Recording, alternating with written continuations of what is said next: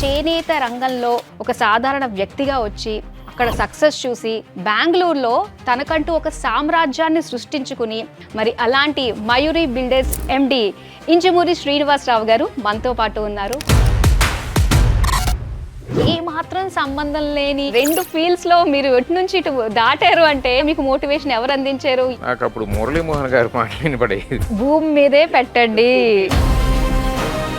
బెంగళూరు లాంటి సిటీలో మీరు ఆ కన్స్ట్రక్షన్ కంపెనీని వదుకుని ఇక్కడికి వచ్చి అమరావతి అనేది ఒక డ్రీమ్. చంద్రబాబు గారు చెప్పే మాటలు ఏంటంటే మాకు చాలా ఇన్స్పిరేషన్ కనిపిస్తుంది. ఖచ్చితంగా డెవలప్ అయ్యింది. హ్యాండ్లూమ్ ఇండస్ట్రీ అప్పుడు మీరున్న రోజుల్లో ఎలా ఉండేది? డిగ్రీ అయిపోయిన తర్వాత మా మామయ్య గారు ఇక్కడే ఉంటారు. ఇంకొక ఆయన మా తాతగారు అనేవాళ్ళు. ఏదైనా కొత్త వ్యాపారం చేయాలని ఆయన తపన పడుతూ ఉంటున్నప్పుడు మనకి కుర్రోడో కావాలి, ఎదిగితే నేను దొరికాను. 10 పైసలు వాటా ఇస్తా అని చెప్పన్నారు.